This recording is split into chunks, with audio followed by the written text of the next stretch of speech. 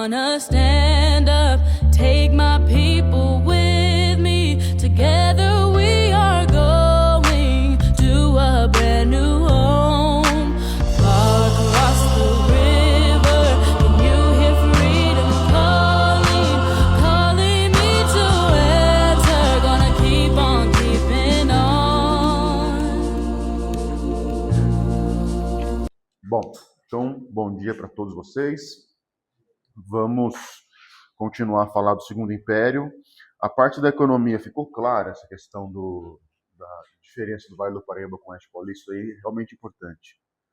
Então, nosso próximo ponto é falar da mão de obra, né? Então, essa questão ela vai complementar bastante o estudo do Oeste Paulista, porque é lá que essa mão de obra imigrante vai se instalar e ser mais utilizada.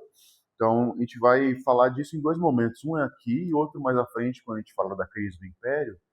A gente volta a falar de mão de obra quando falarmos sobre o fim da escravidão e as políticas de redução do tráfico e, finalmente, controle da escravidão.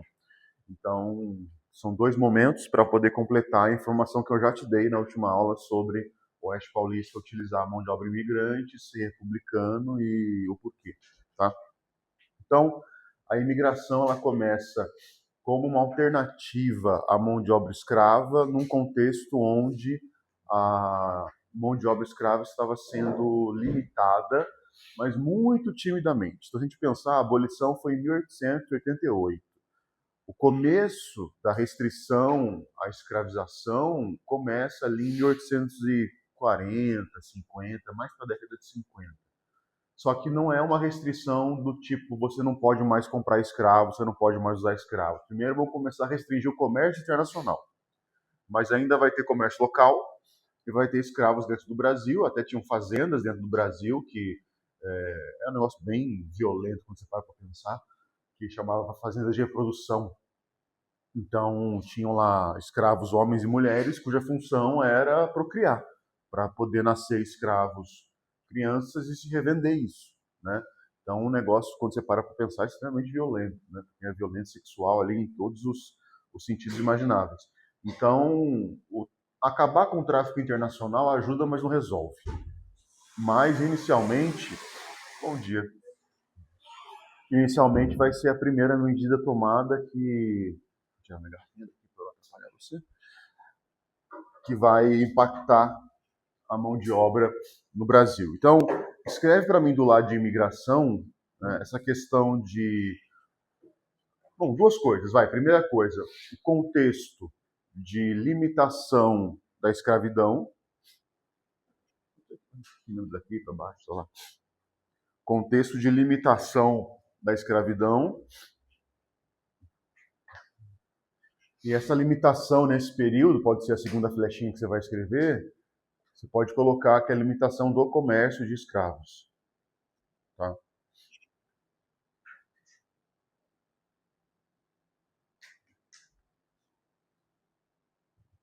Então, esse é o contexto para começar a imigração.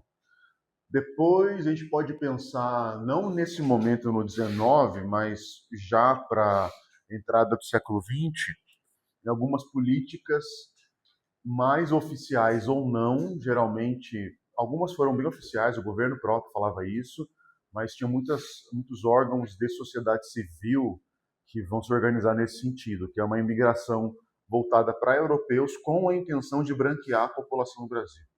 Isso é mais século XX. Tá? E vai ter muito italiano, vai ter muito... sobretudo italianos, a primeira leva de italianos no século XX vai ser por essa razão. Então, a ideia de que... Tem uma coisa antiga, eu não falei para vocês isso antes, porque realmente não é matéria de vestibular, mas só para você entender, que da historiografia que fala que o Brasil foi fundado pelas três raças. A gente chama de um mito das três raças. Então, quais seriam as três raças? O indígena, natural da terra, o negro africano e o branco europeu. Que a fusão das três raças gerou o brasileiro. Então, o brasileiro, se pega qualquer um de nós aqui, não importa qual é a cor da pele, fizer um exame de ancestralidade por DNA, vai encontrar ali alguma coisa, ou de negro, ou de indígena, ou de europeu, ou dos três. Né? Então, geralmente é os três, né? Bem miscigenado. Então, essa ideia das três raças, ela foi muito questionada no século XX, porque Alguns autores diziam, numa época, você lembra do que é darwinismo social? Lembra? É uma ideia, você fez assim com um pouco de insegurança.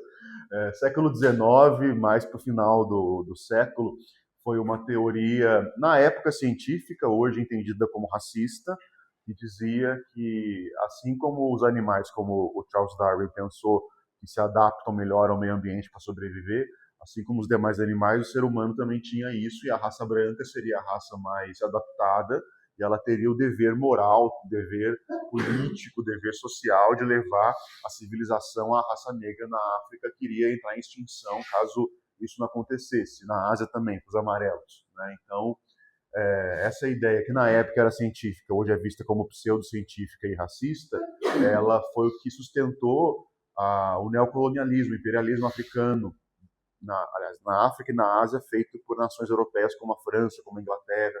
Então, essa ideia política não, social, né, racial, ela também reverbera no Brasil no sentido de que a mistura com o negro é prejudicial, a mistura com o indígena é prejudicial. Quanto mais branquear a população, mais essa população vai ser trabalhadora, vai ser produtora, vai ser intelectual. Então, essa ideia, de novo, na época era ciência, hoje é racismo puro, é uma ideia que reflete no Brasil na imigração de italianos do século XX. É interessante. Então, eu consigo imaginar isso em questão de prova para vocês, com um texto falando que eu acabei de falar para vocês e perguntando qual é o movimento brasileiro que vai efetivar esse tipo de teoria. Aí você tem que pensar em imigração durante o final do Segundo Império, imigração durante o começo da República. Tá? Então, inicialmente começou um sistema chamado sistema de parceria. Ele durou pouco tempo, 1847 a 1870, e eu quero que você grife o seguinte: a iniciativa foi particular, então não foi o governo que se meteu, foi uma iniciativa particular de um senador chamado Vergueiro. Nossa, você me passou o teu micróbio aí, cara. O senador Vergueiro é um cara super famoso em São Paulo, né? Tem a estação de metrô com o nome dele, tem rua com o nome dele. Então, o que ele fez?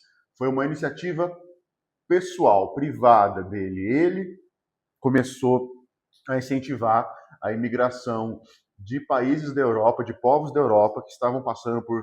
não vou entrar em detalhes agora, porque realmente isso não cai nas matérias que estão no seu edital, mas estavam passando por alguns problemas internos nos países e aquelas pessoas estavam a fim de sair. Né? Então, ele criou um sistema para elas poderem vir para o Brasil e trabalhar em parceria com ele. Né? Então, nesse momento, vem para cá alemães e suíços. Então, dá uma grifada aí, alemães e suíços para o oeste.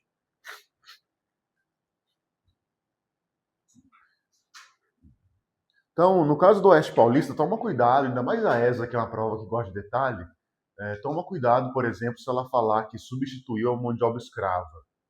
Quando o Oeste Paulista começou a ter o café, que nós vimos nos gráficos ontem, no final da aula, né, isso já não é uma época de facilitação ou de tão fácil como antes importação de escravos. Então, o Oeste Paulista vai começar basicamente com a mão de obra imigrante.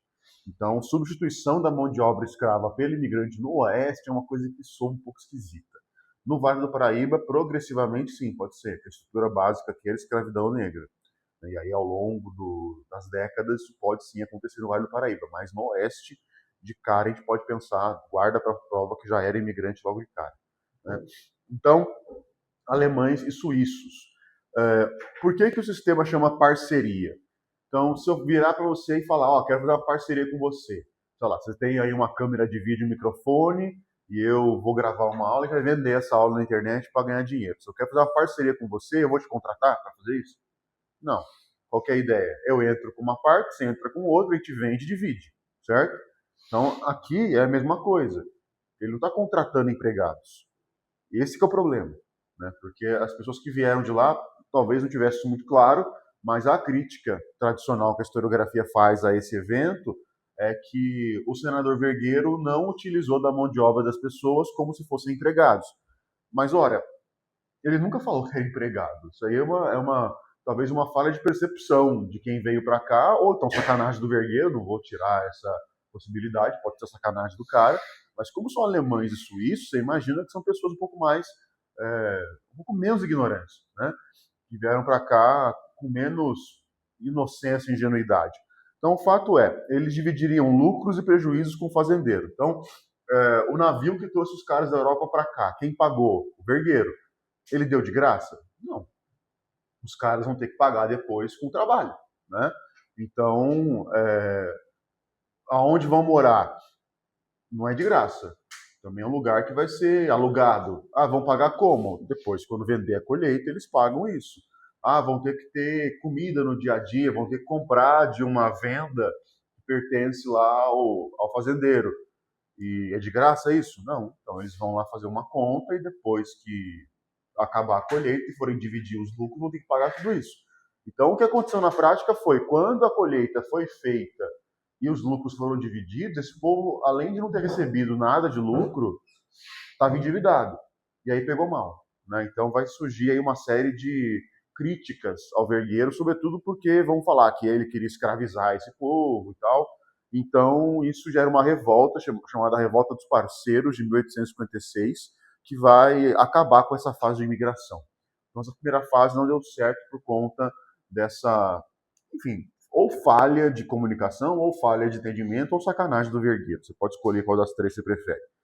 E aí, em 1871, começa uma outra fase de imigração que vai durar bastante. Ela vai durar aí até o final da década de 20, do século 20, chamada imigração subvencionada. Então, puxa uma flechinha de subvencionada e escreve assim, patrocinada pelo Estado.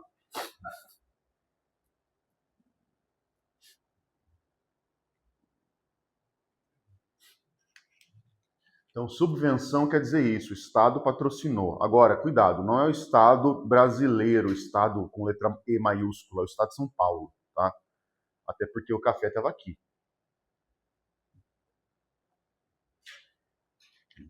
Então, o Estado de São Paulo faz um acordo com estados estrangeiros, sobretudo aqui a Itália, para subvencionar, quer dizer, patrocinar a vinda dos imigrantes. E aí tem um caso curioso, que é o caso da Itália, que é o mais interessante aqui, como eu falava, em que a única exigência do governo brasileiro era que as pessoas que tivessem vindo da Itália para cá não tivessem ficha criminal. Né? Essa época aqui, ó, 1871, ela é uma época um pouco posterior da unificação da Itália, que é um processo que vai começar ali pelos idos de 1848. Então, o Sacro Império Romano Germânico, que é formado no século IX, então ainda na Idade Média, e vai durar basicamente 1000 anos, pegava a região ali do que seria hoje Áustria, Alemanha, Hungria, Itália, deve ter mais algum pedaço aí que eu esqueci, mas a Europa Central com a parte germânica e a parte italiana. Né? Esse império vai ser dissolvido pelo Napoleão Bonaparte em 1806 e não vai ser reunificado em 1815 após o Congresso de Viena. Então, a Itália e a Alemanha vão ter que fazer processos próprios de unificação. Tanto é que a gente estuda a unificação da Itália e da Alemanha no século XIX. Então, a da Itália já tinha rolado aqui. O que estava acontecendo na Itália nesse momento era uma difusão de ideias comunistas e, sobretudo, anarquistas. E isso estava gerando conflitos sociais na Itália. Então, o que o governo italiano faz na prática? Ele pega um monte de gente que tinha ficha criminal por ter atentado contra o governo, por ter feito revolução, revolta, anarquista, comunista, limpa a ficha de todo mundo e manda para cá. Então, assim, o senhor está falando que meu bisavô que veio para cá nessa época era um vagabundo? Tô, porque o meu também era. Né? Então, inclusive o meu ascendente italiano mais remoto, né, Giuseppe Armentano, ele saiu de uma cidadezinha da Itália, nessa época, chegou no Rio de Janeiro, a cidade tinha uma comuna, que é o nome que eles dão lá para a região, é Cosenza. Então ele veio para cá e basicamente a cidade inteira veio junto. E eles foram para uma fazenda de café específica em Minas Gerais. E a minha família está lá até hoje. É descendente desse cara. A família mais antiga minha está lá até hoje. Então, eu levantei aí, por exemplo, o inventário do navio que ele veio para o Rio de Janeiro, consegui achar um monte de documentos. Na época eu estava tentando fazer cidadania italiana, até eu contratar uma empresa que faria o processo, né, na Itália para mim. A empresa me deu um calote, não fez porcaria nenhuma, tomei um prejuízo. E aí mudou a lei na Itália e eu precisaria de um pouco mais de documento e de munição jurídica para fazer, então acabei morrendo numa grana aí, mas vou botar essa empresa no pau, assim que eu tiver tempo. De qualquer sorte, a história dessa minha família é igual de quase todos vocês que tiverem ascendência europeia, né? Então, pessoal, esse meu ascendente, né, sei lá, seria trisavô, alguma coisa assim, ou avô do meu bisavô, não sei qual que seria a distância agora de cabeça, mas perdeu os pais, era jovem, 20 anos, não tinha nada a fazer, lá em Noborgo, a cidade, lá em Noborgo, na região de Cossenza, e veio pra cá, né? Então é uma doideira. E tem parente meu lá até hoje com esse sobrenome e tal. A gente fez contato pelo Facebook na época, ajudaram a encontrar certidões na igrejinha da cidade e tal.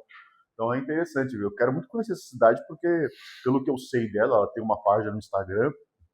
A cidade não mudou nada de lá para cá. Então é interessante você voltar no tempo e ver de onde você veio, né? Enfim, então isso aqui é patrocinado pelo Estado no sentido de que a passagem do navio é paga pelo Estado, a hospedagem no Rio de Janeiro é paga pelo Estado, a passagem de trem para levar os caras até a fazenda é paga pelo Estado, para o sujeito chegar aqui e ele ser um funcionário que vai receber dinheiro, e não alguém que vai ficar nessa parceria desequilibrada, né? Desigual com o fazendeiro e no final das contas ficar endividado. Então, estabeleceram um salário fixo, pagamento de uma bonificação ao fim da colheita, e aí, por um lado, é até mais negócio para o fazendeiro isso, porque vai pagar muito menos do que dividir os lucros, né? Mas o Estado entrou no meio, então o Estado foi o parceiro que, na verdade, os empregados deixaram de ser, né? Então, essa é a imigração mais interessante, beleza? Bom, próximo item, a modernização econômica. Isso aqui a gente tem que ter cuidado, tá? Essa palavra modernização aqui, ela tem que ser usada com uma ressalva. A ressalva é que ela é efêmera. Esse é um período rápido. Então, o que significa efêmero? Alguma coisa que passa rápido. Tá? Então, aqui a gente tem que pensar que houve uma certa modernização, mas que ela passou rápido. Isso depois vai efetivamente acontecer no Brasil só no governo Vargas, só na ditadura de Vargas. Então, quando a gente pensa em industrialização no Brasil, quando a gente pensa em modernização da estrutura urbana do Brasil, a gente pode pensar em 3 momentos. Esse, que era Mauá, um segundo momento, que seria o governo do Venceslau Braz durante a Primeira Guerra Mundial, vou te falar isso mais à frente, e o terceiro momento, que a gente chama de modernização autoritária, que seria a época da ditadura Vargas, nos anos 30. Então, ali foi efetivo. Os outros 2 foram efêmeros, foram surtos, foram rápidos. Tá? Não gerou uma indústria de fato no Brasil que se tornou a atividade econômica mais importante. Continuou o café sendo a mais importante. Né? Bom, contexto aí da segunda metade do século XIX. Então, fim do tráfico de escravos com a Lei Eusébio de Queiroz. Então, grife essa lei, Lei Eusébio de Queiroz, grife a 1850. Essa é a lei que eu falei para vocês que vai influenciar a condição de mão de obra do Oeste Paulista. Se a gente voltar lá na outra página e ver o Oeste Paulista, o período de auge que eu coloquei para vocês na data é 1840 a 1930. Então, se a Lei Eusébio de Queiroz é 1850, é bem nesse período, né? Bem no começo desse período. Então, ela vai acabar com o tráfico de escravos. Daqui a pouco a gente retoma essas leis. Isso vai significar, numa análise econômica, uma liberação de capitais e grandes lucros do café. Como assim? O escravo custava muito caro. Então agora não pode comprar escravo mais. Sustentar a mão de obra imigrante é mais barato. E uma coisa que a gente pode ter certeza, gente, assim, sendo bem prático com vocês, se a escravidão fosse lucrativa, ela existiria até hoje. Então ela não deixou de existir por motivos puramente morais, né? A motivação moral sempre existiu, desde a Mesopotâmia até o século XIX da nossa era cristã. A questão é, ela deixou de ser lucrativa, deixou de ser rentável, porque pensa, você compra um escravo, você paga uma grana. Não é como se você tivesse comprando alguma coisa que você pode quebrar. Você não pode ficar chicoteando e violentando o escravo o dia inteiro, senão ele não trabalha. Ele tem que ter o mínimo de saúde, força e condição para poder trabalhar. Você não vai comprar um carro zero e vai meter ele num poste, vai tacar ele no vidoca. Não tem como você fazer um... Quer dizer, você tem, se for estúpido, né? Mas não é para isso que serve. Você vai ter que arrumar depois. Então, o trabalhador assalariado, não. Se a pessoa... Vamos pensar antes das leis trabalhistas que surgiram a partir da segunda metade do XIX na Inglaterra e Estados Unidos e no caso do Brasil, século XX, pós-Primeira Guerra Mundial e, sobretudo, ditadura Vargas. Antes das leis trabalhistas, mulher ficou grávida, tchau, contrata outra, né? Antes das leis trabalhistas, o sujeito não veio trabalhar 2 dias seguidos, tchau, vem outro. Se o escravo ficar doente, tem que cuidar dele. Se a escrava ficar grávida, tudo bem, eu vou lucrar porque vai nascer um escravinho para mim, mas pô, durante todo o período, e são anos, né, que ela vai ter a gestação, vai ter o pós-parto, vai ter a amamentação, vai ter que cuidar da criança. Então, se a escravidão fosse lucrativa na mentalidade econômica mais capitalista, ela existiria até hoje. Tanto é que a grande crítica atual de países que são grandes centros industriais é a questão da mão de obra. Né? Pega aí o interior da China, por exemplo, a crítica que se tem é essa, de que a mão de obra ela é ponto de parecer escravidão. Né? Tem casos famosos aqui em São Paulo de imigrantes bolivianos, imigrantes de outros lugares que eram usados como mão de obra análoga à escravidão para indústrias de tecido, de fabricação de camiseta, de roupas. Né? Então, o que é o trabalho análogo à escravidão hoje em dia? Análogo quer dizer que parece muito, mas não é exatamente igual. Né? Então, hoje em dia, você não compra e vende pessoas abertamente, pelo menos. Né? Você não vai lá no Center Valley, está tendo uma feira lá, uns modelos do Rebolantes, e fala, nossa, quero comprar isso aqui. Né? Não tem isso mais. Só que, se eu pego uma pessoa e falo para ela, ó, você vai trabalhar para mim de segunda a segunda, sem feriado, sem fim de semana, sem folga, sem férias, você vai morar aqui, eu vou te pagar um salário, mas você não pode sair, você não pode ir embora. Bom, isso na prática é escravidão. Né? Então seria análogo à escravidão dos dias de hoje. Né? Então, enfim, parênteses à parte. Oi. Se a escravidão não era rentável, por que os imigrantes começaram a vir logo depois da independência? Então, não é que ela não era rentável sempre, senão próprios gregos e romanos tinham acabado com ela.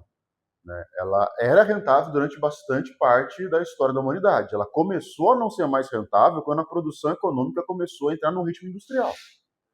Entendeu? Porque o ritmo da roça é um, o ritmo da indústria é outro. Tem prós e tem contras para os dois lados. Mas quando a gente começa a pensar numa mentalidade industrial, o cara não pode se dar ao luxo de perder por algum momento aquela mão de obra em qualquer emprego, em qualquer trabalho. Né? Pense em qualquer um hoje, qualquer um. Você imaginar, se o patrão perder o empregado por um dia, dá prejuízo para ele. Então, é interessante ele ter uma maleabilidade para poder colocar alguém, poder tirar o outro de uma certa facilidade. Então, isso é típico da mentalidade econômica industrial. Né? Isso vai chegar nessa época por causa disso. Revolução Industrial aqui, a gente está pensando em 1800 e pouco, é a segunda Revolução Industrial. Né? É a que vai mundializar a indústria. Tá? Beleza? Bom, então, por que libera capitais? Por isso, porque eu deixo de comprar o escravo que é caro e vou ter mais dinheiro, porque vamos supor que o salário mensal, vou chutar qualquer valor aqui, tá? O salário mensal seja 1.000 e para comprar o escravo seja 500 mil. Então, pô, eu posso contratar 500 pessoas para trabalhar aqui, é muito mais fácil que um. Então, libera dinheiro para poder investir em mão de obra assalariada, que nesse contexto é mais interessante. Nesse contexto socioeconômico da época da mentalidade da Revolução Industrial. Anteriormente não seria, tá? Porque você teria que cuidar da pessoa. Então é mais fácil ela ser sua. Agora não, cada um por si. Vai morar no cortiço, você que se dane, vai lá ocupar Jacareí, comecei cedo.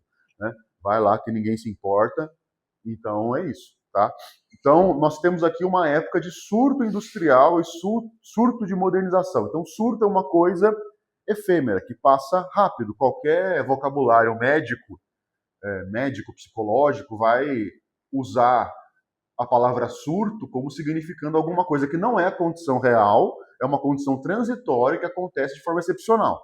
Né? Então, fulano de tal lá, sei lá, a pessoa ficou, não sei, alguém da família morreu, aí a pessoa teve um surto psicológico. Não quer dizer que ela bilolou para sempre, quer dizer que ela teve um momento ali que ela precisou de mais ajuda, atenção e tal. Mas um dia ela volta ao normal. Né? Ela não foi sempre assim. Então, essa mesma aplicação metafórica que a gente está usando aqui. A Era Mauá foi um surto industrial. Né? Então, quem foi o Barão de Mauá? Um sujeito de origem humilde, que vai crescer no meio industrial. Nossa, professor, o Brasil tinha indústria aqui? Tinha. Era uma porcaria, mas tinha. De quê? Basicamente têxtil. Tá? Têxtil, região do sul da Bahia, São Paulo e Rio de Janeiro. Então, fabricavam saco e fabricavam roupa para escravo, para gente pobre. Era um negócio assim, bem zoado. Tá? Então, tinha e era isso. Então ele vai surgir nesse momento e vai crescer nesse meio industrial E ele vai inovar, modernizar, olha a palavra aqui, né? Então, lembra das ferrovias que a gente falou ontem? Lembra do gráfico que eu mostrei, do mapinha da expansão das ferrovias sobre a expansão do café para o oeste, o gráfico que mostrava a expansão das ferrovias sobre a expansão do café também? Então, essa é uma época de expansão franca do oeste paulista, portanto, está expandindo ferrovia e café. Ferrovia precisa de ferro, né? Então, ele vai começar a investir em empresas de fundição de ferro, em ferrovias e em bancos. O Banco Mauá foi muito famoso nessa época. Ele vai investir em serviço de gás do Rio de Janeiro, gás encanado, né? É uma coisa que é normal no Rio de Janeiro e aqui não é, né? Então, em São José acho que menos ainda, talvez hoje em dia estejam começando um pouco, mas em São Paulo é bem difícil. Tem muito, no prédio que eu moro, por exemplo, tem gás encanado para fogão, mas não tem para chuveiro, né? Então, é uma estupidez, né? Por que não faz o negócio? Mas se eu vou para o Rio de Janeiro, capital, por exemplo, você não tem um lugar lá que você não veja gás encanado em todo o encanamento e ar-condicionado, né? Em todos os lugares. Então, até uma questão climática, né? Bom, ele constrói a primeira estrada de ferro do Brasil e ele vai, como eu falei para vocês, isso é um surto, então em cerca de 1875 ele vai decretar falência por algumas razões. Então eu coloquei para você aqui a falta de incentivos governamentais. Isso tem um nome, tá? Uma lei que a gente vai falar daqui a pouco. Mas, basicamente, o que vai acontecer aqui é que o governo vai colocar impostos para importação de máquina. O que é uma coisa um pouco estúpida. Porque quando você quer montar um pátio tecnológico, um pátio industrial, a ideia é que você queira criar uma indústria nacional para não ter que importar muito, né? Então, você importar tecnologia para criar essa indústria é necessário. Você não vai inventar do zero a tecnologia de novo, senão você vai ficar aqui, vai ter que fazer uma revolução industrial, vai ter que ficar 300 anos, né? Então, não tem sentido isso. Então, geralmente, o governo isenta a importação de máquinas. Nesse caso aqui, ele parou de fazer isso. Por quê? Por causa de um contexto específico que é a Guerra do Paraguai, que a gente fala daqui a pouco, tá? Então, a Guerra do Paraguai ela vai incentivar bastante o Barão de Mauá e essa época de modernização industrial brasileira vai cessar, vai acabar, né? Precocemente, mas eu falei para você que essa é a ideia mesmo, é um surto, né? Então, você guardar, primeiro surto industrial do Brasil, era Mauá. Segundo, Primeira Guerra Mundial, governo do presidente Venceslau Braz.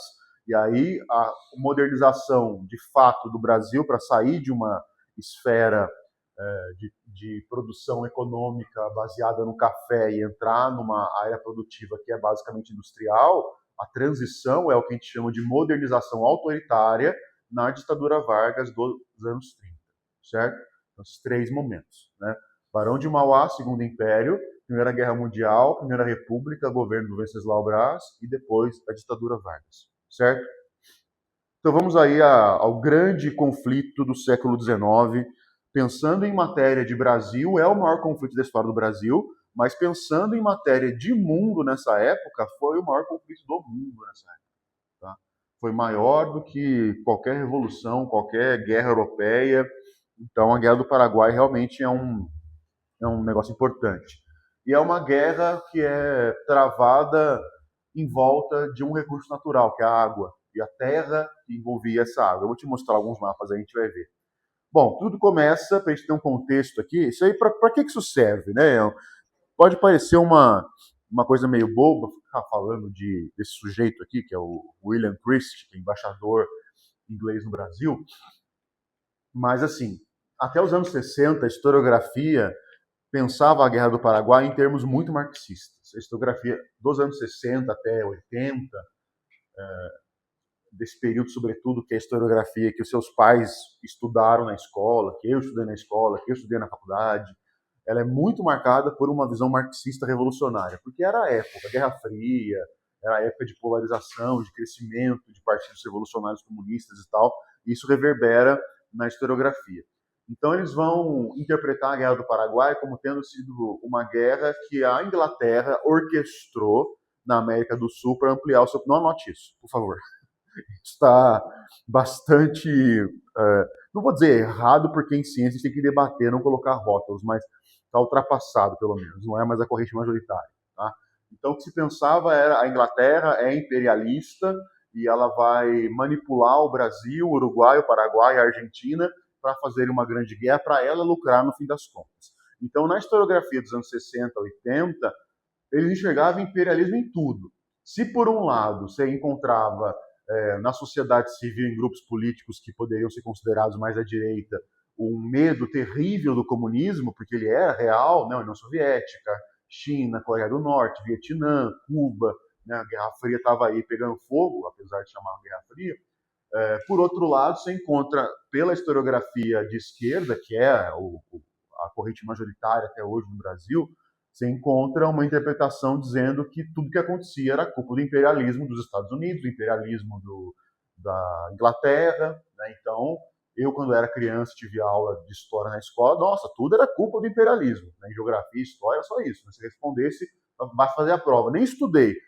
Por que tem montanha lá no Raio que eu parto? Por causa do imperialismo. Mas, nossa, estava certo. Então, era muito comum, era senso comum isso. Então, a explicação da questão Christie, ela vem para quebrar essa visão historiográfica. Porque a Inglaterra não só, factualmente, por dados, documentos históricos, fontes históricas, ela não só não tinha uma intenção prévia de orquestrar um conflito entre Brasil, Paraguai, Argentina e Uruguai, que ela nem relação diplomática com o Brasil tinha naquele momento. Então, por isso que a gente vai falar da questão Christie. Então, o que é a questão Christie? Uma série de conflitos diplomáticos entre o Brasil e a Inglaterra. Tá? O Brasil vai estar representado por Dom Pedro II e a Inglaterra por esse sujeito aqui, que é o William Christie, que é o embaixador no Brasil. Então, nós teremos alguns incidentes que vão levar essa relação Brasil-Inglaterra a se desgastar até o ponto que ela vai ser absolutamente rompida. Tá? 1861 e 1862 são os dois incidentes. Então, em 61, o naufrágio de um navio inglês chamado Prince of Wales, no Rio Grande do Sul. E esse navio era um navio da Marinha Mercante, então ele trazia uma carga comercial, a carga naufragou junto, e a Inglaterra exigiu que o Brasil indenizasse ela pela carga. Então, Dom Pedro II falou, não, o navio afundou, não foi eu que afundei, o problema é seu. Né? O risco da viagem é você que assume, não eu. Então, o Brasil se negou a pagar a indenização, isso começa a melar as relações entre o Brasil e a Inglaterra. O segundo incidente, em 1862, alguns marinheiros de um navio inglês ancorado no Rio de Janeiro vão sair para curtir a noite carioca, se embebedam, se enfiam em confusão, tomam umas pancadas da polícia e são presos. Isso é um problema por quê? Lembra que eu te falei em algum momento ontem do Tratado de Aliança e Amizade entre a Inglaterra e o Brasil em 1810.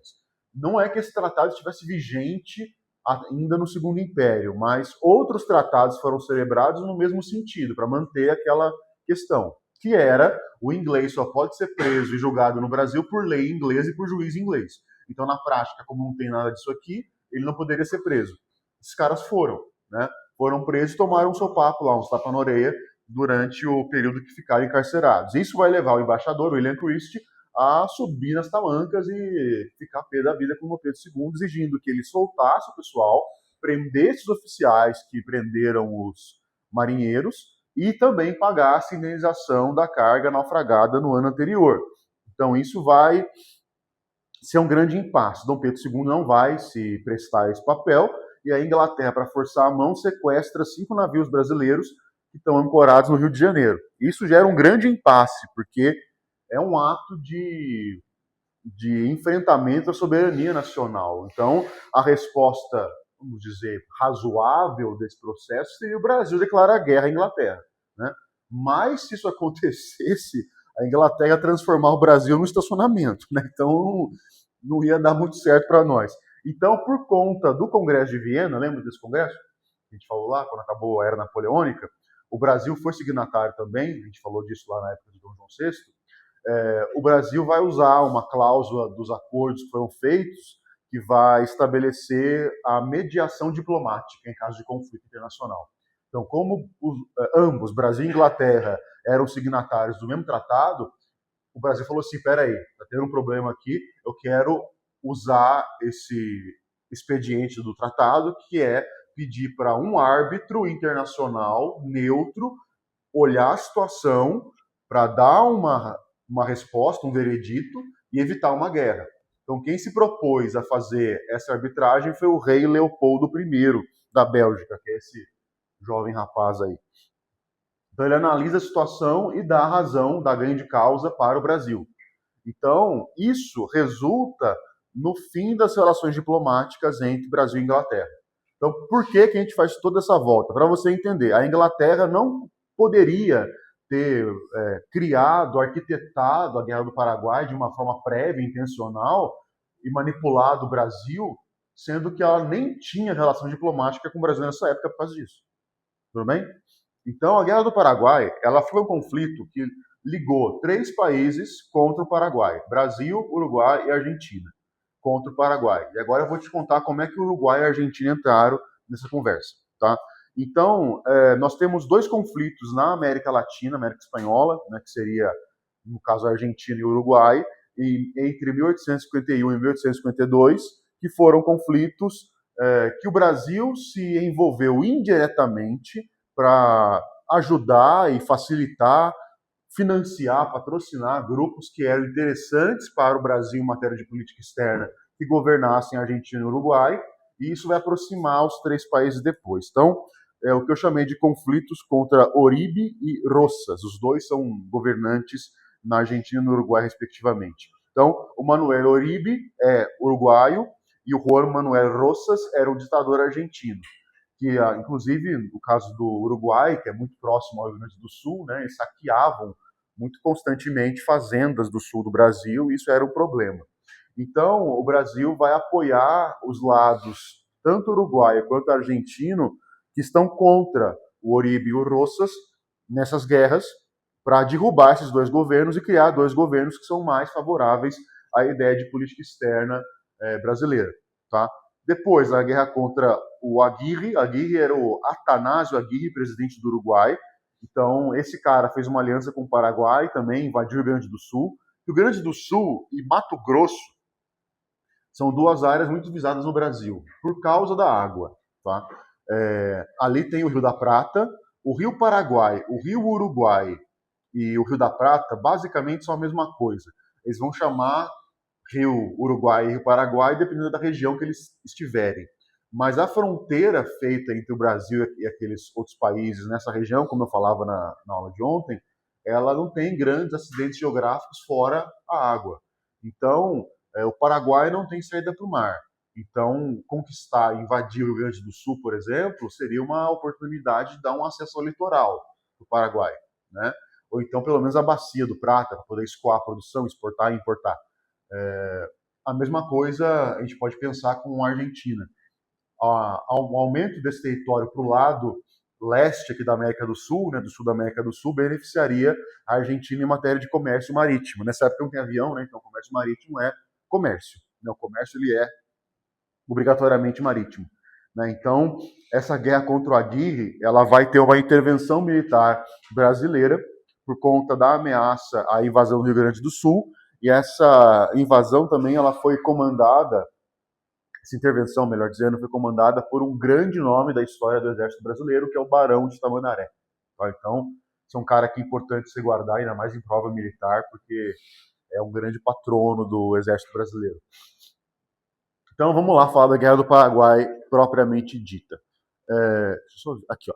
Esse mapa aqui, ó, ele mostra bem legal essa questão dos rios.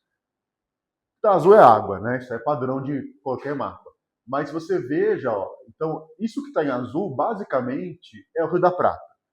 Aqui nós temos a foz do rio, que é a bacia do Prata. Essa parte é a que eu falei para vocês ontem, que é uma das 2 bacias hidrográficas mais importantes da América, a outra sendo do Amazonas. Né? Então, isso aí já era briga de Portugal com a Espanha desde o século XVI.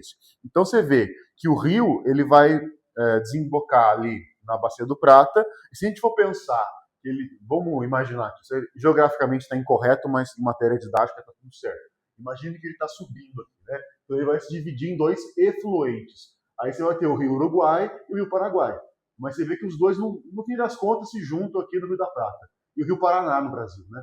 Então, essa é a questão essa é a região que vai levar a Guerra do Paraguai. Então, ó, o Paraguai não tem saída para o mar. Então, se o Paraguai estender o território dele para leste, para chegar até o litoral, ele vai pegar uma parte substancial do Brasil, do Uruguai e da Argentina. Ou então, se ele conquistar as terras próximas ao rio, para ter acesso à Foz do Prata, ele também conquista áreas que são do Brasil, do Uruguai e da Argentina. Então, por isso que os três países vão entrar em guerra juntos contra o Uruguai, o Paraguai, perdão. Tudo bem? Então, o sujeito que governava o Paraguai era um ditador, esse cara aqui, chamado Solano Lopes, de uma família que já tinha um governo anterior no Paraguai. E a ideia do programa dele, né, seria criar um projeto chamado Paraguai Maior. Então, o que seria o Paraguai Maior? A expansão territorial do Paraguai para chegar a regiões que têm ou acesso ao litoral direto ou ao rio, a foz do rio, certo? Então, pode grifar aí embaixo, anexar territórios para obter saída para o mar. Ó, aqui tem uma foto de satélite da foz do Rio da Prata. E aqui esse mapa também que mostra os territórios. Tudo que você está vendo que está rachurado em volta do Paraguai era território que ele vai invadir para querer conquistar na guerra. Então esse seria o Paraguai maior. Né? Esse objetivo de obter saída do mar é só por motivo comercial? Bom, só no sentido de que é o único motivo, sim. Mas só no sentido de que, nossa, mas só isso? Isso não é tão importante. Aí não. É. Então, sim, é o grande motivo.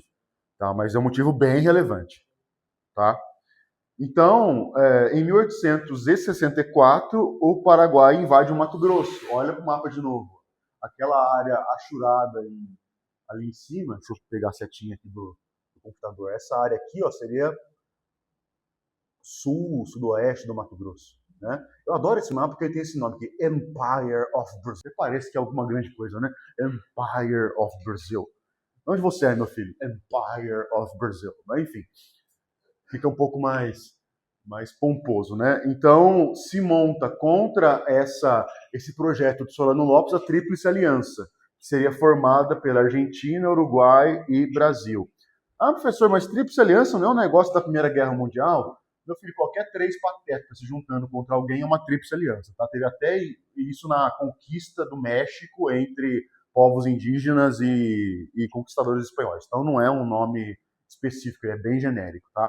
A Tríplice Aliança da Primeira Guerra Mundial, a Alemanha, a Áustria-Hungria, a Itália, ela é circunstancial naquele momento. Né? Bom, então, no caso, comparando os dois poderes militares, o Paraguai tinha uma vantagem, com 80 mil homens. A Argentina, se não me engano, tinha 2.500 homens, o Brasil tinha cerca de 5, 6 mil homens disponíveis no exército, e o Uruguai tinha 1.500 homens. Então eu tenho bastante segurança em afirmar que se nessa época a gente quisesse, aqui nessa sala a gente tomava o Uruguai. Então, para que eu não sei, mas enfim, poderíamos. Né? Então, de qualquer forma, numericamente, apesar de ser 3 contra 1, o Paraguai estava com mais pessoal, né? O exército estava maior. Então, o que o Brasil vai fazer para aumentar o contingente? Isso é importante. As tropas de voluntários da pátria. Tá? Então, dá uma grifada nesse trem aí. Aqui nós teremos alguns fenômenos. Geralmente, os dois que eu vou te explicar são chamados de voluntários da pátria. Tá? Eu já vi questão de vestibular diferenciar, mas quando você pega os documentos da época, os dois estão dentro do mesmo bolo, que é na mesma categoria, que é voluntários da pátria. Então, o que seria isso? Primeiro, um recrutamento obrigatório de jovens, né, como tem até hoje. Se o Brasil entrar numa guerra hoje, vocês estão ferrados, né? Eu já servi o exército, já sou da reserva, já passou 10 anos, tem profissão considerada essencial, então eu não vou para a guerra mais, vocês não. Né? Então, boa sorte, a Terceira Guerra Mundial está aí, né? Então se preparem, comecem a fazer bastante flexão. Mas enfim, então recrutamento obrigatório como existiu e existe até hoje. Depois, esse recrutamento começa a chegar na população negra escrava. Então, os escravos que eram propriedade do Império Brasileiro são todos libertos e vão ser inscritos nas tropas que vão lutar a Guerra do Paraguai. E também vai, ao mesmo tempo, surgir uma outra campanha, que é a chamada Campanha dos Escravos da Nação, que basicamente é a mesma coisa que eu acabei de falar para vocês, mas não de escravos que são do Estado, escravos que são particulares. Então, se o dono do escravo libertar o escravo para ele ir para a guerra, ele vai ter uma indenização e a marinha ganha um homem a mais. Né? Então, guarda uma relação aqui. A Guerra do Paraguai ela foi essencialmente marítima. Tá? Então, o que vai brilhar aqui não é o exército, é a marinha do Brasil. E a Marinha do Brasil, por conta dos voluntários da pátria, vai ter muito marinheiro negro. E isso é uma questão que vai gerar algum problema no século XX, quando a gente falar, e talvez seja hoje à tarde, aliás, vai ser hoje à tarde com certeza, sobre uma revolta do Brasil, da Primeira República, chamada Revolta da Chibata, que foi feita por marinheiros negros. Então, aquela revolta tem suas causas aqui. Né? Lembra que eu falei para vocês, na independência, a Marinha do Brasil ela foi fundada por ingleses, pelo Thomas Cochrane, um almirante inglês. E ele trouxe a legislação da Marinha da Inglaterra para cá, e ela continha castigos físicos. Além disso, nessa época da Guerra do Paraguai, a Marinha tem muitos negros, ex-escravos, ou ainda escravos que vão ser libertados só se eles vencerem a guerra e voltarem para casa. Muitos eram com essa condição. Né? Então, castigo para escravo também é castigo físico. Evoluindo isso historicamente até o século XX, na Revolta da Chibata, essa prática de castigar marinheiros, cuja maioria era formada por negros até então, com castigo físico, ela vai continuar, mas com um componente racial a mais, porque depois da abolição, você chicotear uma pessoa negra não é só um ato de covardia e violência, mas também um ato meio racista, porque acabou de ter a abolição, né? Então a Revolta da Chibata tem tudo a ver com isso. Tá? Isso aqui seria um antecedente do porquê tem muitos marinheiros negros naquela época. Beleza? Então vamos falar de algumas batalhas navais importantes. Aqui... essa charge aqui é ótima. Depois me fale para voltar aqui, tá? Xerife, me lembra, por favor. Essa charge aqui é ótima, eu tenho que falar dela para vocês. Esse quadro aqui é importante, do Vitor Meirelles de Lima. Isso aqui é a Batalha do Riachuelo, a Batalha Naval do Riachuelo. É bem famosa essa batalha, uma batalha naval entre o Brasil e o Paraguai. O Brasil demonstrou uma grande superioridade naval, militar, sobre o Paraguai, derrotou o Paraguai. Então o Riachuelo virou, nessa época, no século XIX, começo do século XX, virou um nome que trazia para o Brasil bastante orgulho, bastante honraria. Né? Tanto é que tem praça, cidade, praça, rua, avenida e até loja de cacareco com esse nome. Né? Então, a Batalha do Riachuelo, batalha naval, 11 de junho de 1865, ela foi uma das grandes batalhas, talvez a maior batalha marítima da Guerra do Paraguai. E aqui tem um outro quadro do Eduardo de Martinho também, mas não é tão legal quanto o do Vitor Meirelles. Bom, outro evento importante é a tomada da fortaleza de Humaitá. E aqui novamente aparece o Duque de Caxias, já como Duque, não Barão, né, chefiando o exército brasileiro, assume o comando das tropas e vai invadir a mais importante fortaleza paraguaia. Também tem, aqui em São José, perto de onde nós estamos, tem uma rua chamada Humaitá, conhecem, né? Ali no centro. Então, também é um nome muito importante na história militar brasileira, que se perdeu um pouco na memória, mas vocês, como são aí mais cultos, lembrem-se dessas coisas. Né? Se for passear em São Paulo, por exemplo, o bairro de Ipiranga, eu adoro aquele bairro, além de ser muito bonito, quando você passeia pelo bairro, todos os nomes de rua são nomes de pessoas que lutaram a Guerra de Independência do Brasil. Todos, o bairro inteiro. Então, eu acho divertidíssimo andar por lá e ver assim, nossa, isso aqui foi da pessoa e tal. O pessoal que mora lá, tá, né? Então, deve ter eu mais uns 3 trouxas no Brasil que acham esse passeio divertido, mas além de ser muito bonito, é bem educativo, recomendo. Bom, então como é que os aliados vencem o Paraguai? O Duque de Caxias ele vai invadir Assunção, capital do Paraguai, e vai derrotar o Paraguai de uma forma assim, completa. Não tinha ainda morrido Solano Lopes, não tinham ainda dizimado o exército dele, mas assim, chega uma hora numa batalha que você consegue perceber que o adversário está de joelhos, não tem mais o que fazer. E aí, isso também eu não consegui apurar documentalmente até hoje. Quando acabar meu doutorado, eu vou pegar um pouco para estudar essa parte do Império. Mas enfim, não consegui ver isso documentalmente, mas a historiografia fala que Dom Pedro II teria pedido para ele forçar a guerra contra os civis. E aí ele não teria aceitado e renunciou ao comando das tropas. Então o Duque de Caxias ele é muito importante para o exército brasileiro por 2 razões. Não só porque ele foi um militar brilhante e de bastante importante atuação, mas também por ser um homem honrado, que não quis levar a guerra contra os civis. Né? Então esse cara aí vai aparecer para você em algum momento. Ou quando você entrar lá no concurso, você vai ver um retrato dele em algum lugar. Mas é um cara importante. Tá?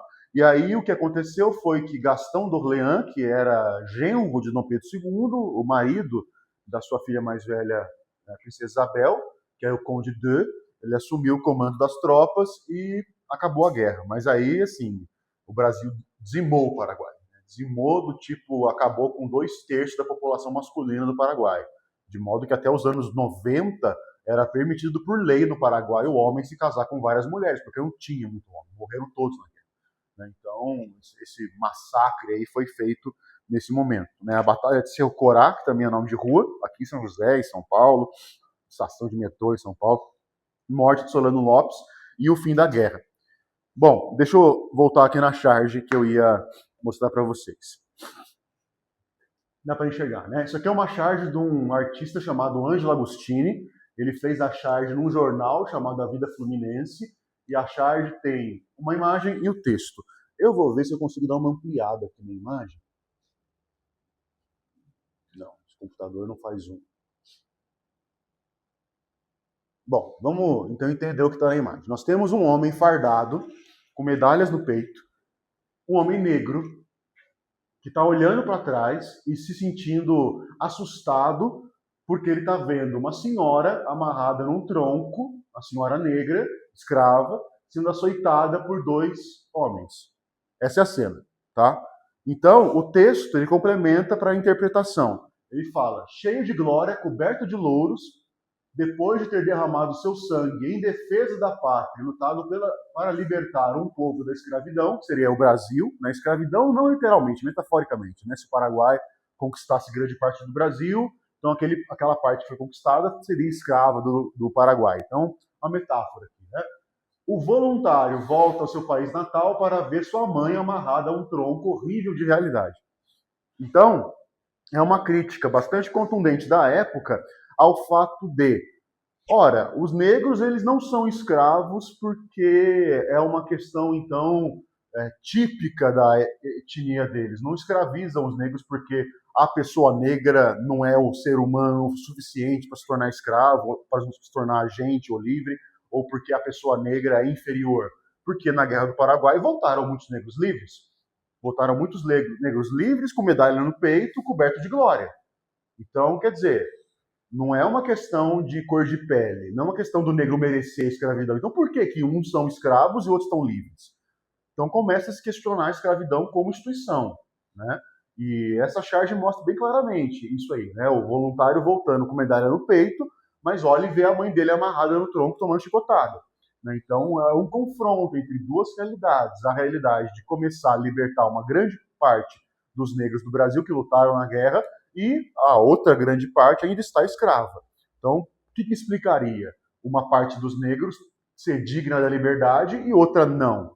Pô, eles são iguais, né? Iguais a nós, inclusive, que não somos negros, iguais a qualquer ser humano. Então, por que esse instituto da escravidão continuaria a existir? Então, essa é a discussão que ele levanta, tá? Esse cara, esse artista, o Ângelo Agostini, ele é fabuloso, tem muitas charges dele importantíssimas para a história do fim do Segundo Império. Bom, próximo item, fim da escravidão. Agora sim a gente vai fazer um grande apanhado de todas as leis abolicionistas e do movimento. Então a gente já falou da lei que proíbe o tráfico, que é Eusébio de Queiroz, 1850. Agora vamos falar de algumas que são mais diretamente ligadas à abolição. Lei do ventre livre e lei dos sexagenários. Né? 2 leis aqui que não serviram para porcaria nenhuma. A lei do ventre livre, então, nossa senhora. A lei do ventre livre, também chamada de lei Rio Branco, ela previa o que você aprendeu na escola, e que, assim, se fosse isso na prática, seria lindo. Ainda que, se a gente parar para pensar 2 segundos, você percebe que tem coisa errada, né? Toda pessoa nascida de uma escrava negra já nasce livre. Então, se fosse isso de verdade, estaria lindo. Vamos pensar por 2 segundos sobre essa questão. A mulher negra está lá dando à luz. Acabou o parto, a criança nasceu. Aí a pessoa pega a criança, arruma lá uma trouxinha com 2 biscoitos e uma cueca, uma fralda e fala, tá bom, você está livre, tchau. Faz sentido isso? Quem que vai cuidar daquele neném recém-nascido? Então a lei do ventre livre ela fala o seguinte, a gente pega o texto da lei. ela fala que é livre, sim, a pessoa é livre. Só que aí vai acontecer uma de duas coisas. Aí você vai adivinhar para mim qual que aconteceu na prática. Ou o Estado vai criar instituições tipo orfanatos para acolher essas crianças, criar e educar elas até a vida adulta, onde elas possam arrumar empregos, ou então elas continuam na fazenda, sob os cuidados da mãe, só que a mãe vai ter que amamentar, vai ter que cuidar da criança, certo? E aí, isso dura o quê? Talvez 4 anos, 3 anos? Então, esse período que a criança ficou sob os cuidados da mãe, ela vai ter que indenizar o dono da mãe depois com o trabalho. Então, por exemplo, a criança tem que trabalhar até os 17 anos para o dono da mãe, para indenizar o período que a mãe não trabalhou porque estava cuidando dele. Então, na prática, você acha que o Brasil criou grandes orfanatos e arrumou educação e emprego para as pessoas, ou que as pessoas que nasceram continuaram na fazenda trabalhando para o dono da mãe? Primeiro ou segundo? É óbvio, né? Então não libertou ninguém, tá? Não libertou ninguém. Lei do ventre livre não libertou ninguém. Isso que eu grifei aqui com condições, né? A lei dos sexagenários, que é a lei Saraiva-Cotegipe, de 1885, ela também foi ridícula. Concedia liberdade a escravos maiores de 60 anos. Aí temos duas questões, né? Quantos escravos existiam com idade superior a 60 anos? Bom, talvez, sei lá, meia dúzia, e todos eles morreram de susto por não ficar sabendo que estavam livres. Então, uma pessoa com 60 anos nessa época é diferente de hoje. Né? Hoje se encontra gente com essa idade que nem parece que tem 60 anos. Né? Quando eu era moleque, eu era criança, eu lembro de um senhorzinho da igreja, seu Joãozinho, que era um velho, assim, era um senhor mesmo, um velhinho, cabelo branco, bigodinho branco, todo andava com dificuldade. E eu lembro quando ele comemorou o aniversário de 60 anos dele. Eu pensei, nossa, é um ancião com 60 anos. Né? Meu pai tem 75 e está muito melhor do que o seu Joãozinho estava com 60. Né? Então, hoje em dia, a perspectiva é um pouco diferente. Né? Então, o que a gente tem que pensar? Naquela época, a idade, ela pesava mais. Então, um homem negro, uma mulher negra com 60 anos, se fosse libertado, isso poderia não ser uma coisa boa. Nossa, que polêmico. Por que eu estou falando isso? Porque ela, enquanto escrava, ele, enquanto escravo, tem aonde, por mais que, olha, assim, é nojento o que eu vou falar, mas por mais que seja uma condição ridícula de moradia, eles têm onde morar, eles têm onde comer, eles têm o que fazer, eles têm o resto da comunidade de escravos que pode ajudá-los, cuidar um pouquinho deles. Se a pessoa for expulsa daquele lugar e não puder morar mais ali, onde ela vai? Vai ver de quê? Vai fazer o quê? Então tem ordens religiosas que acolhiam essas pessoas, mas também não dá para colocar isso como 100% dos casos em todo o país. Né? Se tem lugar até hoje no Brasil que tem escravidão, depois de quase 200 anos da abolição e a estrutura que a gente tem de monitoramento e fiscalização, imagina naquela época. Né? Então, nem sempre isso seria uma coisa boa. Né? Então, essa ideia de abolir a escravidão pelas pontas, né? Então quem nasce e quem está muito velho, ela não deu em nada, tá? Não resolveu nenhum problema. O que vai acontecer é o seguinte, vários estados do Brasil, várias províncias e várias cidades vão começar a, por conta própria, abolir a escravidão. Taubaté tem uma avenida muito famosa, que é a 4 de março, esquina com a 9 de julho, e 4 de março é a data da abolição da escravidão em Taubaté. Então, assim, várias cidades, eu não sei como é que foi São José, porque na época nem existia São José, né? Era tudo Taubaté, como eu te falei antes. Mas, enfim, cada cidade e cada estado do Brasil vai ter uma data diferente para a sua abolição. Então, essa abolição começa progressivamente nesse ano, nesse biênio, né, 87, 88, por algumas razões. Primeiro, o tráfico já foi extinto há quase 50 anos. Então, conseguir escravo não era tão fácil quanto antigamente. Segundo, a mentalidade que eu te falei, de produção, de trabalho industrial, mudou bastante. E a mão de obra imigrante aparece como uma alternativa razoável e mais barata. E terceira coisa, os escravos estão envelhecendo, o custo fica muito mais alto. Então, libertar velho tinha essa intenção também. Você bota os escravos velhos para fora e você não tem que cuidar deles até eles morrerem. Né? Então, o que acontecia? Qual era o debate sobre a escravidão e a abolição que acontecia nessa época? Por um lado, alguns defendiam o seguinte, olha, vamos abolir progressivamente, tipo, acaba com o tráfico, o ventre livre, os sexagenários, e vamos pouco a pouco para substituir pela mão de obra imigrante. Outros falavam, não, vamos acabar de uma vez com isso. Mas se acabar de uma vez, ia gerar um grande prejuízo para os donos de escravos, que compraram o escravo por uma dinheirama e agora vão ficar sem. Então a proposta era que o governo brasileiro comprasse todos os escravos do Brasil, indenizando, portanto, os donos e libertasse eles. E isso estava caminhando dentro da Câmara de Deputados, Senado Imperial, né?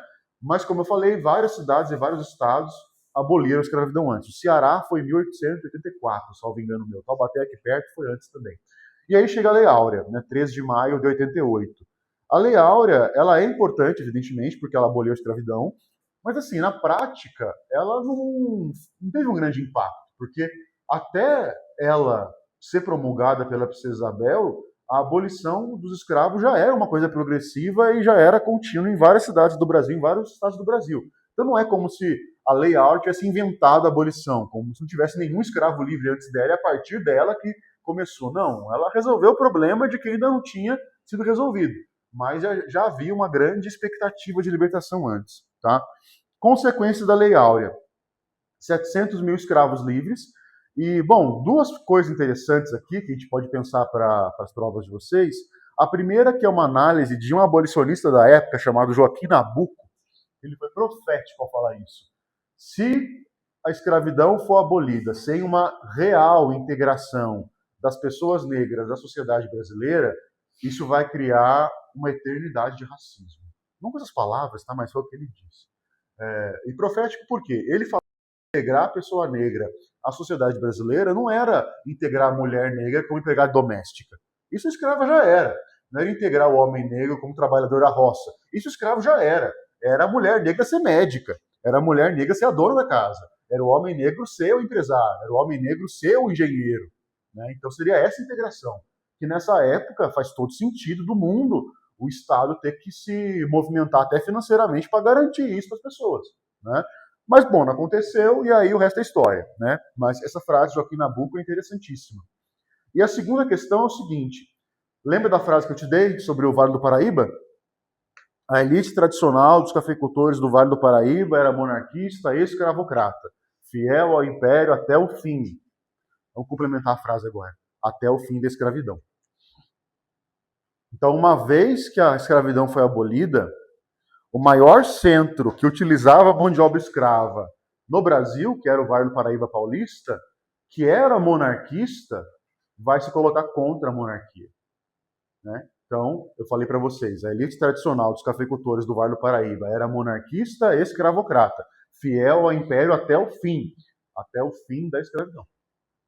Então, esse movimento, né, de se voltar contra o império politicamente, virar oposição, é essencial, é muito importante.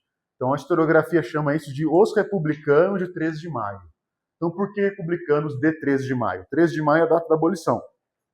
Então, os cafeicultores do Vale do Paraíba, os barões do café, eles não eram republicanos antes. Eles eram monarquistas, fiéis ao império. Mas como o império tirou deles os escravos, eles tinham do império apoio. Sacou isso ou não? Então é importante você compreender essa questão. Tá? Então o império perde o apoio político da elite tradicional. Um dos pilares que sustentava o império era a elite tradicional de cafeicultores do Vale do Paraíba.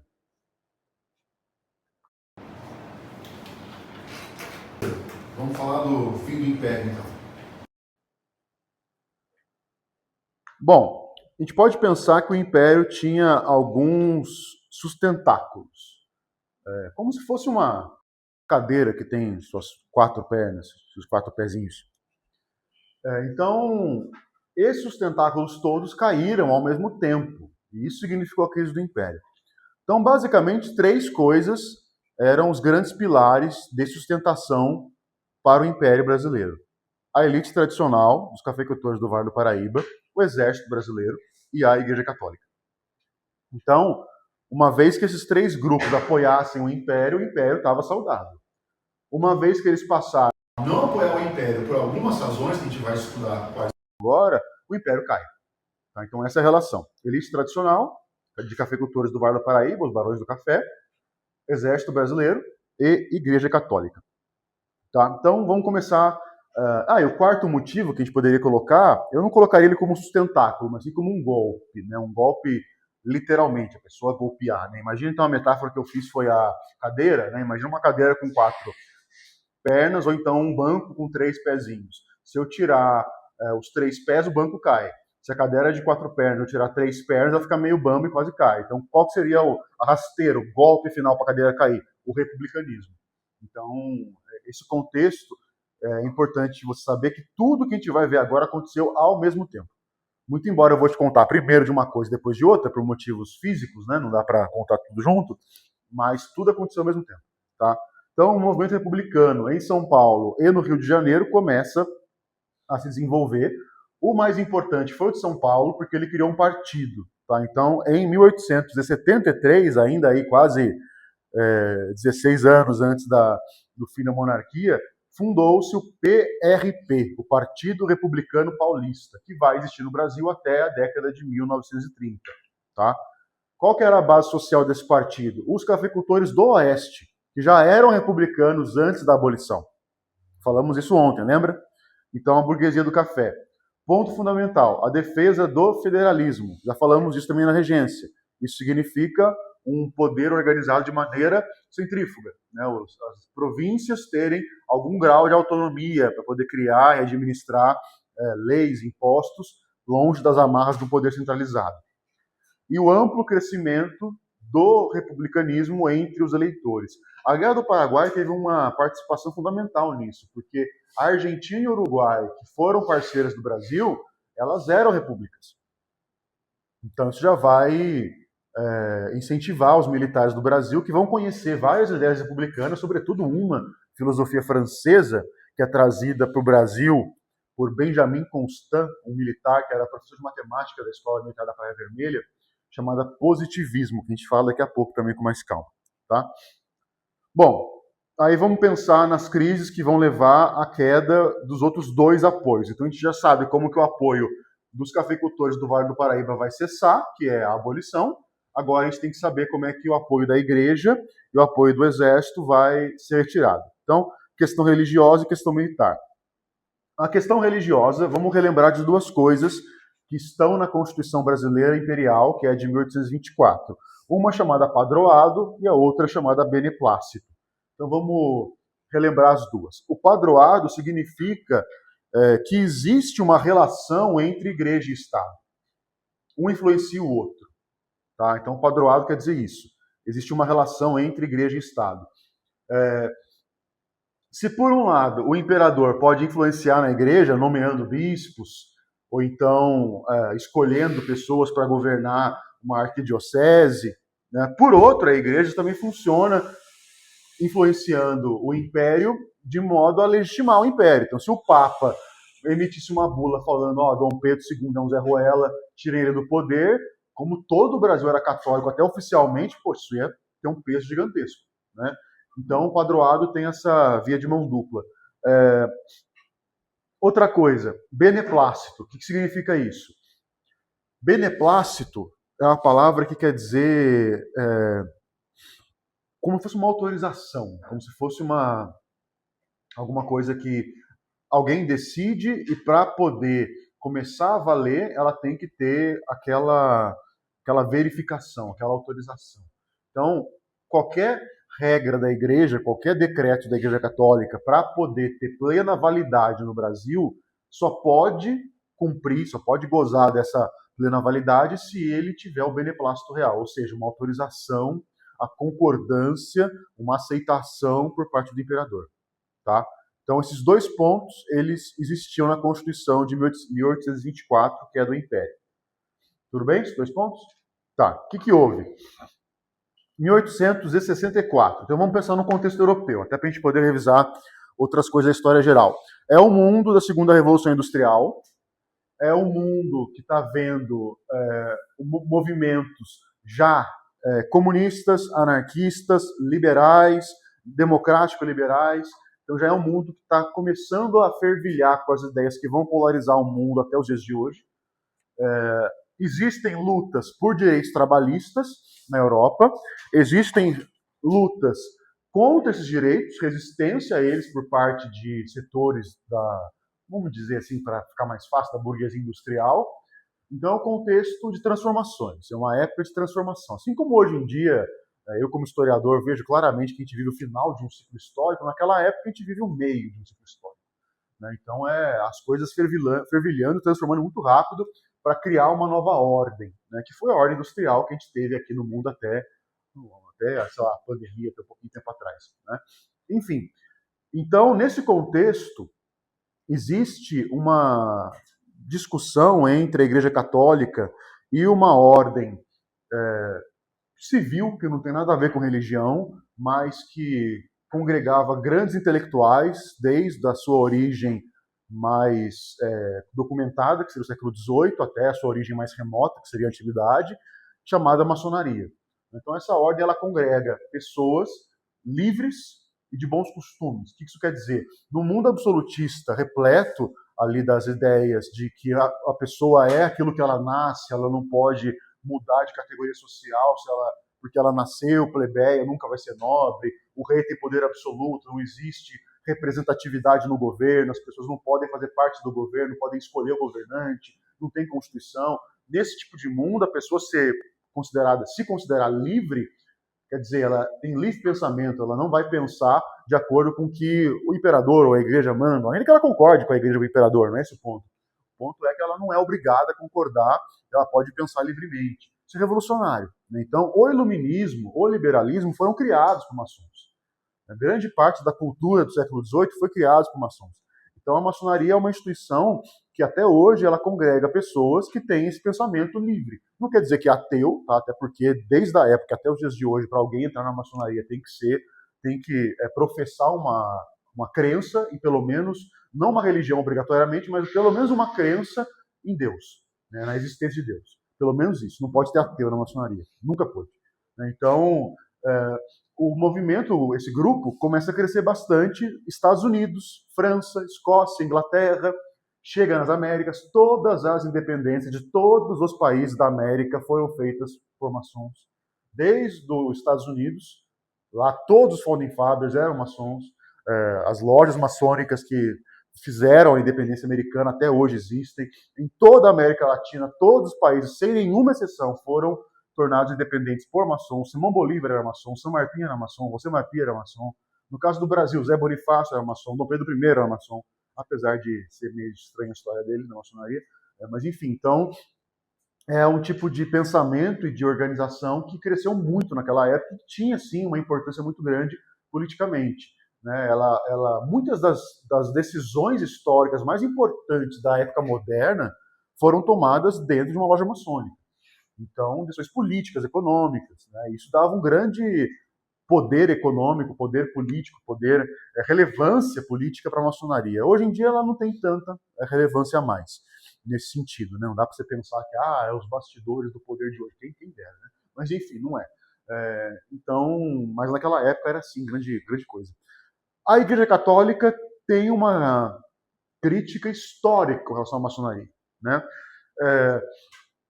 Vários papas escreveram sobre isso, vários livros são publicados sobre isso, que é inconciliável, o católico ser maçom é proibido. Tá? Até hoje, o católico já foi excomunhão, hoje em dia não é mais, só não pode comungar, mas enfim, a maçonaria não tem nada contra nenhuma religião, mas a Igreja Católica tem bastante coisa contra a maçonaria.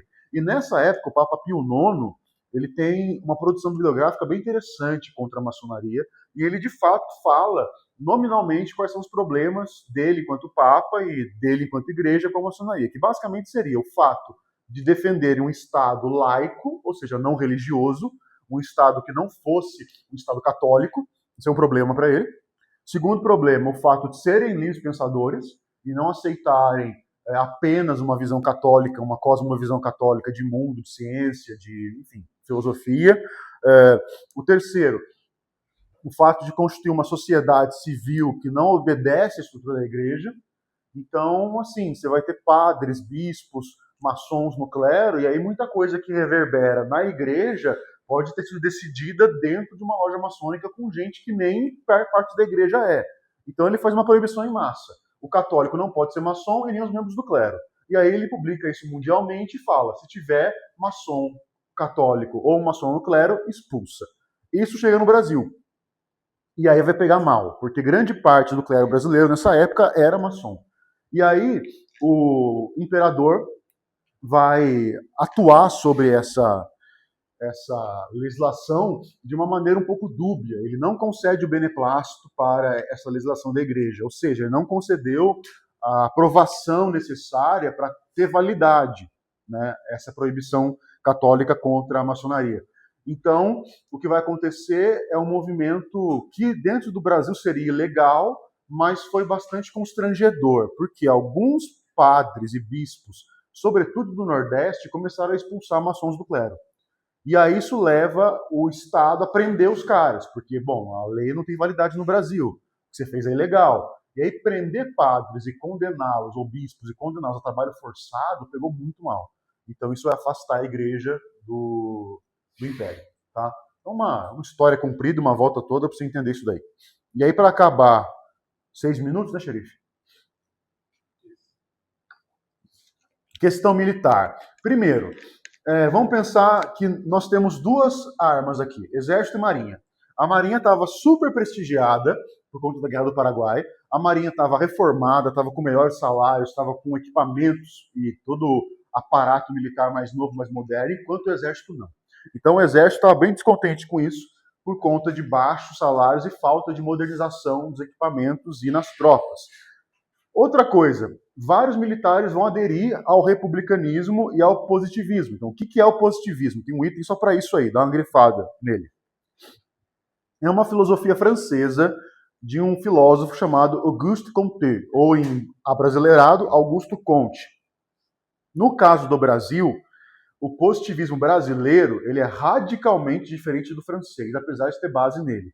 Então, o grande nome do Brasil para você guardar é Benjamin Constant, militar e professor da Escola Militar da Praia Vermelha. Então, grifa o nome dele aí na linha de baixo, Benjamin Constant.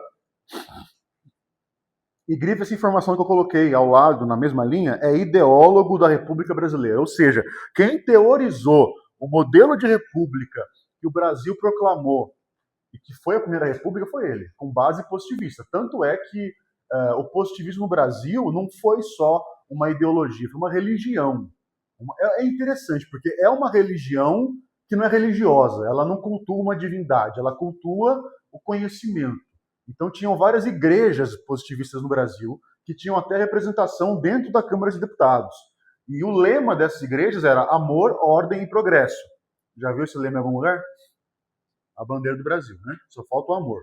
Então, quer dizer, o projeto de república foi feito com base nessa ideia positivista, com base na ideia do Constant. Tá, mas o que é essa ideia na prática? Para a gente poder entender de uma forma simples, a melhor forma de governo seria uma república. Então ela é contra a monarquia. E a melhor forma de república seria uma ditadura militar. Por quê? Os militares têm hierarquia, disciplina, ordem e amor à pátria. Então são qualidades que você não encontra na maioria dos civis. Então, por conta disso, os militares deveriam ocupar o poder como ditadores. E a ditadura aqui vai ter também uma outra concepção, que é a concepção romana de ditadura. Isso explica o fato da Primeira República e Segunda República no Brasil terem dezenas de golpes militares, tentativas de golpes militares e ditaduras. Que é o fato da ditadura romana, na época da República Romana, servir não como uma forma de subverter a República, mas como uma forma de salvá-la.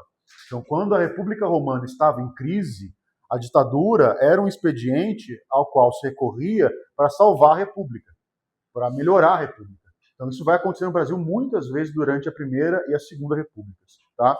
Então, defendem uma ditadura republicana militar. Por isso que o Brasil é proclamado, a República Brasileira é proclamada por um golpe militar. Os primeiros presidentes são militares. Durante a Primeira República inteira teve vários golpes militares. Getúlio Vargas deu também um golpe, também se aliou a militares. Então, isso aí é até 64. Né? A ditadura militar de 64 a 85 ela é positivista.